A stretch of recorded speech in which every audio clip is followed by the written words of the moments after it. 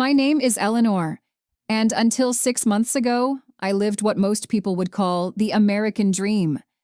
I had a loving husband, Daniel, of 42 years, a beautiful home by the river, and a daughter, Chloe, who was, or so I believed, the absolute light of my life. But dreams, my dear friends, are often woven with threads of illusion, and sometimes the most painful awakenings happen when you least expect it. My husband passed away suddenly, much like a candle being snuffed out by a sudden draft. He was my rock, my confidant, the silent planner of our peaceful life. The minute the funeral guests left, the silence in the house became deafening, but it was nothing compared to the sound of my daughter's voice the following week. Chloe, who lived in a chic downtown apartment and rarely visited unless she needed a favor, arrived unannounced. She wasn't carrying a casserole dish or a shoulder to cry on. She was carrying a briefcase. "Mom," she said without even asking how I was, "we need to talk about the house. This place is too much for you now. It's time to sell and downsize."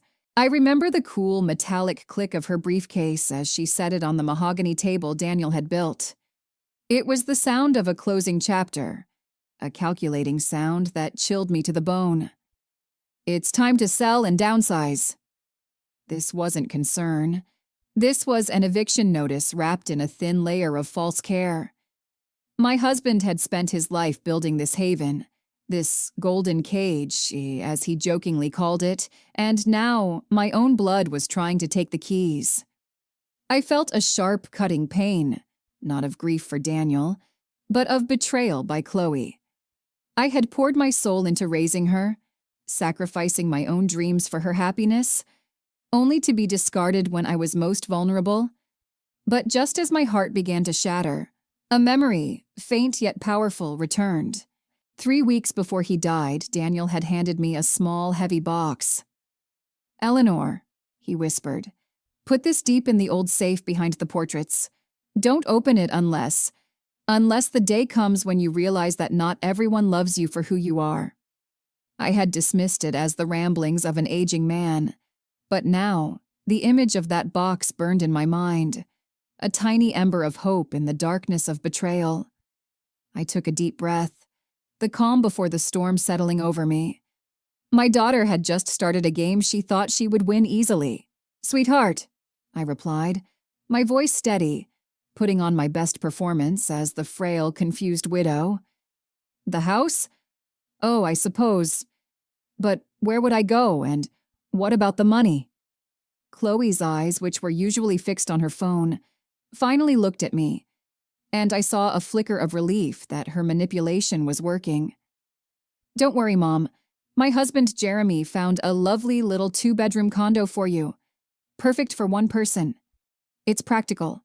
We can manage the sale of this property and get you set up with a fixed allowance." Allowance. That word stung. It reduced 42 years of marriage and partnership to a child's weekly pocket money. I nodded slowly, pretending to be overwhelmed. That sounds kind of you, dear. Just give me a few days to think and gather my things."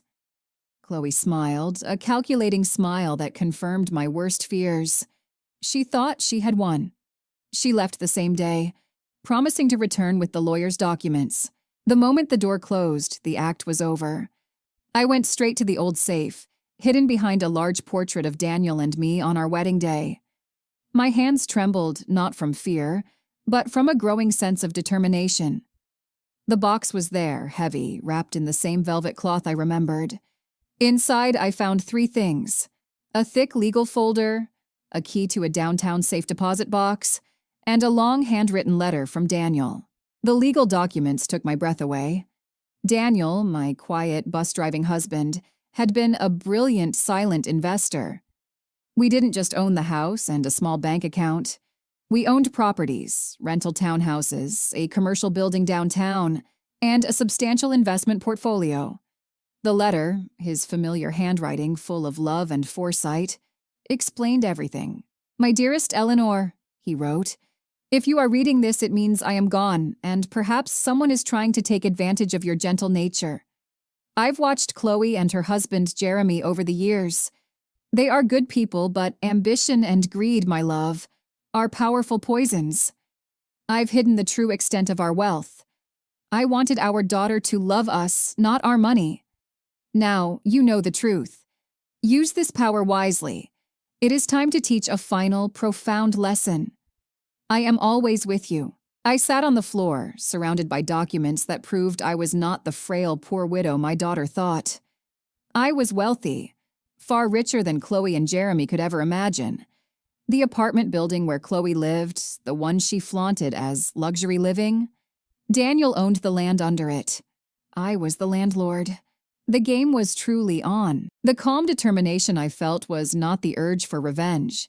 It was the sacred duty to teach a final, profound lesson. I wasn't going to punish Chloe. I was going to save her from the poison of her own greed. My first call was to Mr. Arthur Jenkins, Daniel's longtime lawyer.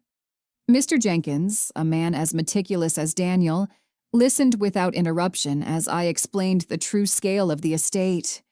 His jaw dropped when I mentioned the commercial building and the trust funds. "Mrs. Brooks," he finally said, "your husband was a visionary. Everything is perfectly legal and you are the sole beneficiary of an estate worth, well, let's just say, quite a bit." "Mr. Jenkins," I interrupted, "I need you to do two things, and they must be done in absolute silence. First, I need you to find a way to quietly and discreetly buy the 2-bedroom condo Chloe is planning to move me into. We'll buy it through a shell company. Second, I need you to prepare an eviction notice for the apartment building where Chloe and Jeremy live. Don't send it yet. Just prepare it." Mr. Jenkins, initially hesitant about the eviction notice, finally nodded, catching the strategic brilliance of the plan. "You are not looking for revenge, Mrs. Brooks. You are orchestrating a profound re-education." "Exactly. I wanted Chloe to believe she was being rescued into her new, smaller life by my allowance, only to have that foundation crumble when she realized I was truly helpless. The coming weeks were a dizzying duality. To the outside world, and to Chloe, I was the poor, aging widow, spending my days drinking tea on the porch, waiting for the sale of my house. But in the afternoons, I transformed into the quiet businesswoman, meticulously reviewing lease agreements and investment charts. Chloe called frequently, asking about the house sale. Her voice was always tinged with a patronizing impatience. "Mom, we need to hurry. Jeremy found a buyer, but they're closing fast. We need to get you settled." I would calmly delay, feigning sentimental attachment to the curtains or the rose bushes. "Oh, I just can't bear to leave those roses, dear. Just one more week." Jeremy and Chloe had undervalued the house and were desperate for a quick cash sale to fund one of his questionable business ventures. They were trapped by their own greed. They thought they were selling me out. They didn't know I was calmly letting them dig their own hole deeper. The next stage of the plan was about to begin, stripping away the thin layer of security they had built around themselves. The condo purchase was finalized first. Mr. Jenkins's shell company secured the 2-bedroom unit, meaning that even their safety net was now under my control. I knew Chloe and Jeremy felt secure, assuming the money from my house would solve their urgent needs. That very week, Jeremy's quick cash buyer for my river house suddenly backed out. I had arranged it through my own, perfectly legal counteroffer to the same party. Chloe called in a panic. "Mom, what happened? The buyer, they pulled out. They said the title work was a mess. Jeremy is furious. We needed that money yesterday." I adopted a tone of weary resignation. "Oh dear, that is just awful news. Maybe it's a sign, darling. Maybe your father doesn't want me to leave." My words were designed to be interpreted as the sad, sentimental ramblings of a widow, but they were the precise levers of my plan. I was manipulating their hope and their timeline. Then came the second, more devastating blow. Mr. Jenkins, following my instruction, quietly rescinded the lease for Chloe and Jeremy's luxury apartment, effective in 30 days. The eviction notice was clean, legal, and issued from a completely unknown holding company. The only legal option was to move out or fight the eviction, which would cost them time and money they didn't have. Chloe called me 2 days later, her voice thin with genuine terror. "Mom, we got a letter. It's an eviction notice, 30 days. It's from some company called Eleanor Holdings. They say they are the new owners of the land. What is happening?" I feigned shock, careful to maintain my persona as the clueless victim. "An eviction? Oh, my dear, that is just dreadful. Are you sure? Who is Eleanor Holdings? This must be some kind of terrible mistake." Chloe was hysterical. "It's real, Mom. Jeremy is trying to call the numbers, but no one is answering. The money from your house is gone, the condo isn't secured, and now we're losing our home. I don't know what to do. We have nothing." There it was. The honest cry of desperation. The beautiful, terrible moment when the gilded cage they had built around themselves finally collapsed. They were at rock bottom. This was the exact place Daniel and I intended for them to land. Now, the real lesson could begin. "Honey," I said softly, the performance finally giving way to a tone of genuine maternal concern, though still firm. "Calm down, come home. You and Jeremy come and stay with me for a little while." Chloe, utterly broken, immediately agreed. "Mom, thank you. I'm so sorry. I don't deserve this, but thank you." They arrived the next day. Not in the luxury SUV they usually drove, but in a beat-up moving truck. Their designer furniture was piled into storage, their lives reduced to a few boxes of clothes and keepsakes. They moved into the guest room, the room Chloe had sneered at as too rustic. The contrast was stark. Chloe, who once demanded expensive wines, was now humbly asking if she could help wash the dishes. Jeremy, the high-flying investment guru, spent hours on the phone, his voice strained, trying to fend off creditors. For the next 2 weeks, I watched them struggle. They fought, they cried, and slowly the layers of arrogance and entitlement began to peel away. Jeremy was the first to break. "Eleanor," he confessed one evening, his eyes red. "I'm so sorry. I convinced Chloe to sell. I took the cash and lost most of it on a foolish venture. I was trying to save face. I ruined her life, and I tried to ruin yours. I know you can't forgive me." I looked at him, not with the anger I felt months ago, but with a detached pity. "Jeremy," I said slowly, "I can't forgive you. Only Chloe can do that. But I can offer you this. Get out. Leave Chloe, give her a chance to rebuild her life without your influence. If you truly love her, disappear." He nodded, took a few $100s I offered for a bus ticket, and was gone by morning. Chloe didn't cry when she found his note.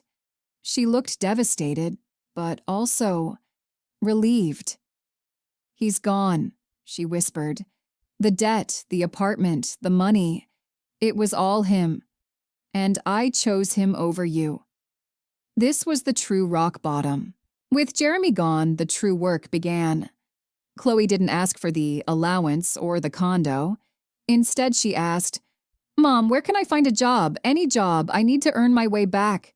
I helped her secure a job waiting tables at a local diner. It was humbling work for someone who was once a downtown executive. Her hands, once soft and manicured, were now perpetually smelling of coffee and dish soap.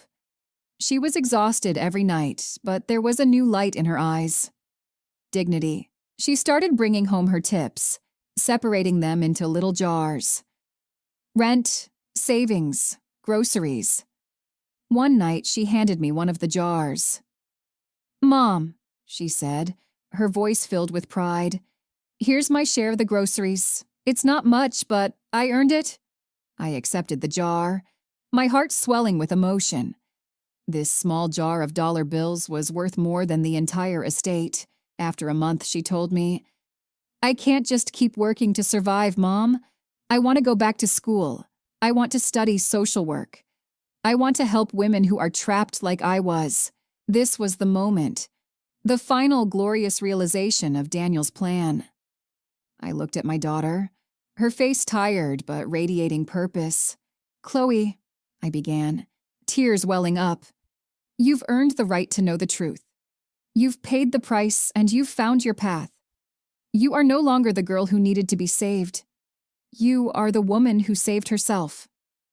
I revealed everything: the hidden wealth, the shell companies, the eviction notice, and the purchased condo. I explained that I was the new owner of the downtown apartment building and that the condo was still waiting for her. Chloe didn't scream or demand money. She just sat in silence, processing the enormity of the lie and the love. "Mom," she finally said, "you let me suffer." "Why?" "Because true love isn't about giving you money to solve your problems, my dear. It's about letting you hit rock bottom so you can learn to save yourself." And you did. Chloe's reaction was not what I expected. She was hurt, yes, but overwhelmingly grateful. "You saved me from myself, Mom. You gave me the most painful but most valuable lesson of my life." I handed her the key to the condo. "It's yours, darling. Daniel and I bought it for you. Go to school. Focus on your future." But Chloe shook her head. "No, Mom, I'm not taking it. I need to earn my own life. I'll keep the diner job and work through school. But I want to stay here with you if you'll let me." "Why, sweetheart? You can have any place you want."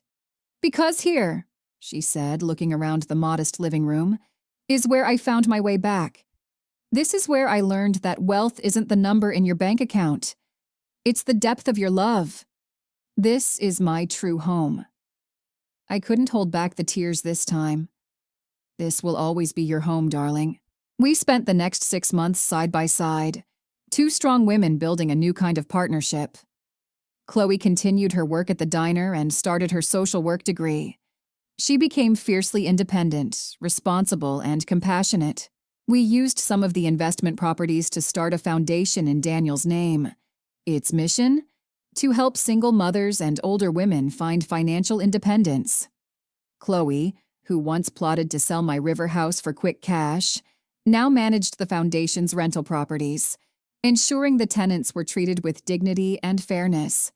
She had truly transformed. One sunny afternoon, 2 years later, Chloe and I drove the old pickup truck, the one Daniel loved and she almost sold, to the river house.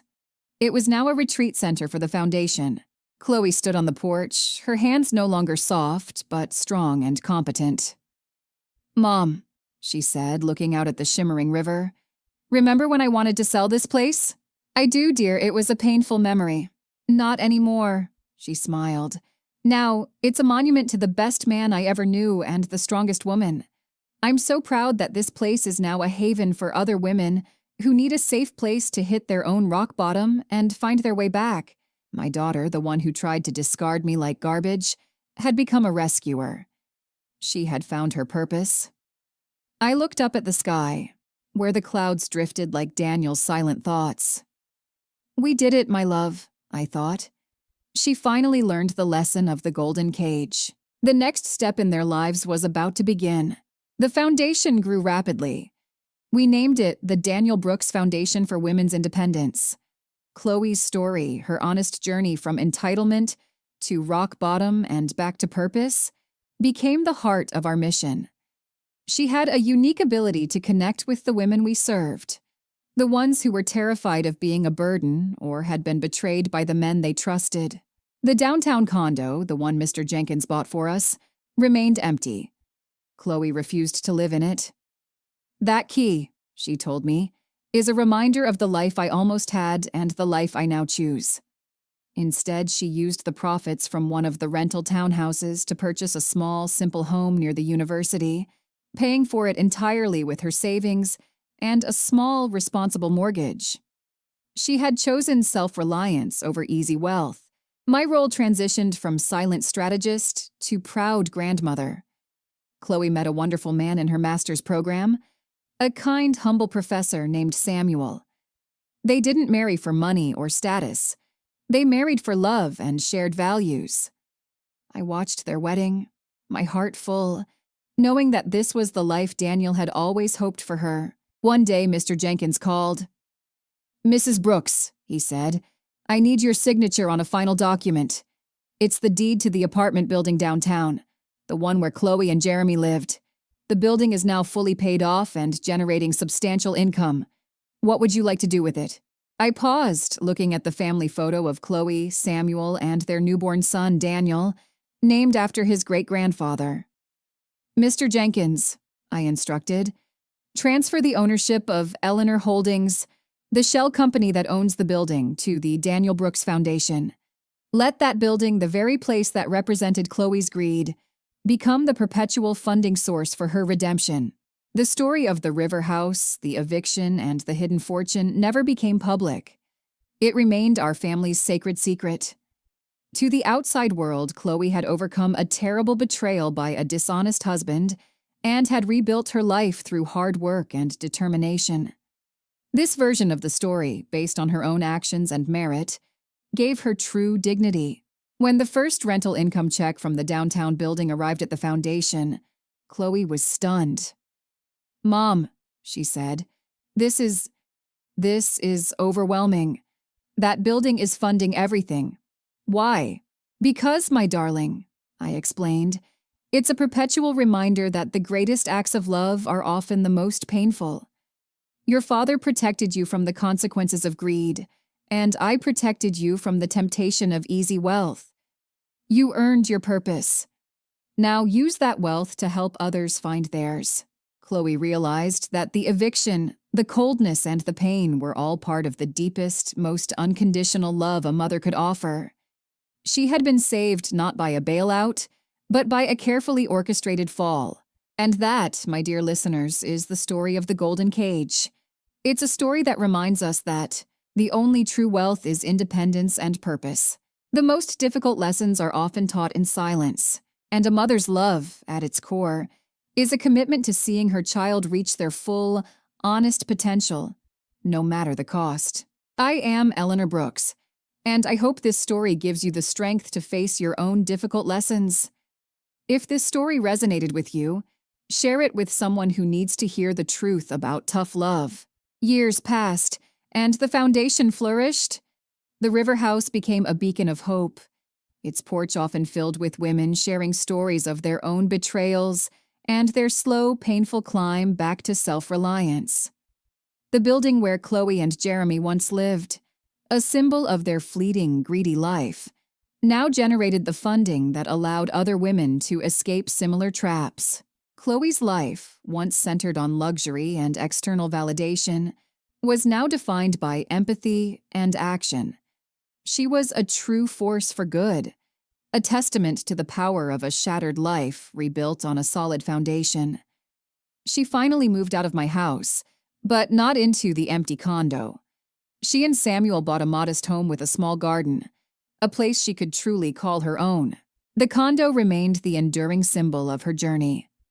Every year, on her birthday, she would drive downtown just to look up at the empty unit. She told me once, "It's my private monument, Mom. It reminds me that I'm only one bad decision away from losing everything, but I'm also one good decision away from living a life of true purpose." The old pickup truck, Daniel's pride and joy, became a project for our grandson, Daniel Jr., who, under Chloe's guidance, spent his weekends restoring it. The scent of Daniel's old cologne was replaced by the scent of grease and determination. The truck was no longer a symbol of loss, but a symbol of generational connection and hard work. My peace, the quiet satisfaction I found in my later years, was not just about the money or the security. It was about witnessing the profound transformation of my child.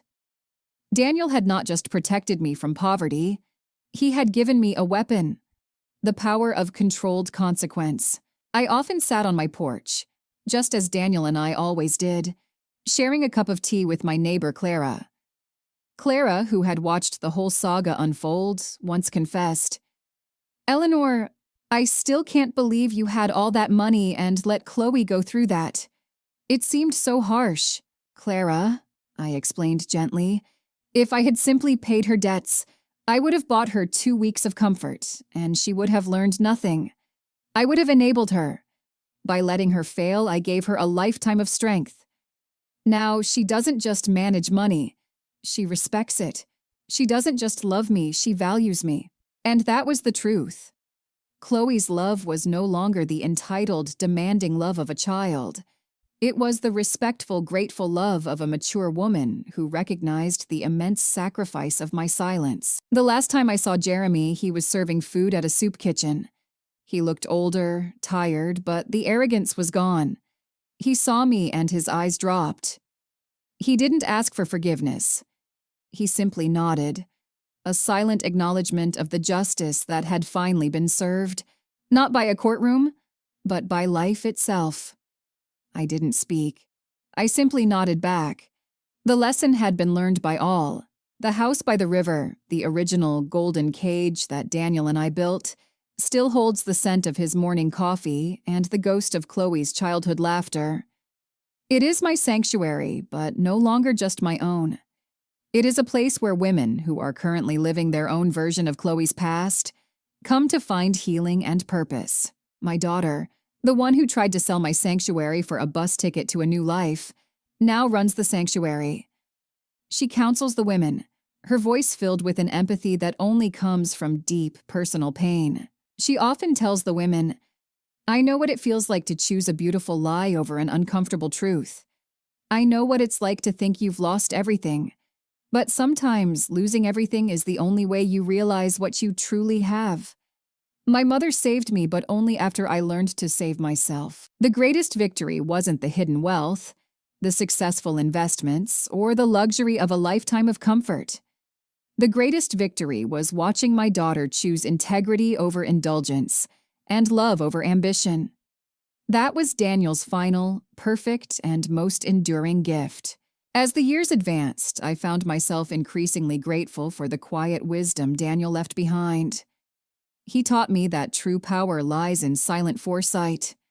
He knew that life would test our daughter, and he equipped me to be the teacher she needed, not the rescuer she demanded. My quiet life on the river continued. I spent my days tending the rose bushes Chloe once tried to abandon, and in the evenings I listened to the laughter of the women staying at the retreat center. Chloe and Samuel's family grew. They brought Daniel Jr. and his little sister Eleanor to the river house every summer. They taught them the value of hard work, not just the luxury of wealth. They encouraged them to clean the porch, to help with the foundation, and to appreciate the smell of freshly brewed coffee in the morning, the simplest, truest things in life. One day I passed the mirror and caught my reflection. The wrinkles were deeper, the gray hair more pronounced. But the woman looking back was strong, eyes clear with purpose and peace. I was no longer the frail widow. I was the matriarch who held the secret of the gold in her heart, not her bank account. I decided to write down my entire story, the true story, and sealed it in the same old safe where Daniel had placed his documents. I instructed Mr. Jenkins to give it to Chloe only on her 60th birthday. By then, she would have had decades of wisdom to truly understand the depth of my silent love. My final testament was simple. I left the properties, the investments, and all the residual wealth to the Daniel Brooks Foundation. I left my personal home, the house by the river, to Chloe, with a single clause. It must forever remain open as a place of healing for women who are struggling to find their way back. The most beautiful thing about the end of my life was not the comfortable passing, but the deep, authentic connection I shared with my daughter. We were two independent women who had chosen to be partners in life, love, and legacy. We laughed, we cried, and we remembered Daniel, the quiet man who taught us both that the true measure of a person is not what they possess, but what they are willing to give up for the sake of integrity and true love. And that, my friends, is the wisdom that endures. The golden cage is not the prison we are locked into by others, but the prison we build for ourselves with greed and entitlement. And only through a painful, humbling fall can we finally find the key to true freedom. My final conversation with Chloe was on the porch, where all our biggest moments, the confrontation, the confession, and the forgiveness, had taken place. She was reading aloud a letter from one of the women at the retreat, a woman who had successfully left an abusive marriage and started her own small business. "It's working, Mom," Chloe said, her voice filled with quiet triumph. "Your sacrifice, your quiet strength, it's still changing lives." "It was Daniel's foresight, dear," I corrected her gently. He gave us the chance. No, Mom, she insisted, taking my hand. Daniel gave you the money, but you gave me the lesson. That was the true wealth. I smiled. It was the last perfect smile. My daughter finally understood that the greatest inheritance I had left her was not the hidden fortune, but the profound, enduring wisdom that only a painful fall could deliver. And with that knowledge, I found my final, complete peace. The foundation of my husband's strategy was built on the core American value of self-reliance. He didn't want Chloe to learn about wealth before she learned about worth. He knew that easy money poisons purpose.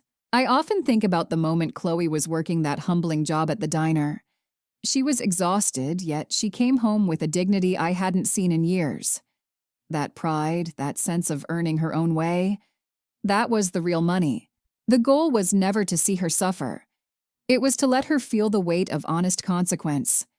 She needed to feel the chill of the world's indifference to understand the warmth of a mother's unconditional love. She needed to be stripped of her entitlements to find her true calling. And her true calling, social work, was born directly from her pain. She became the empath who understood that true help is not a handout, but a hand up.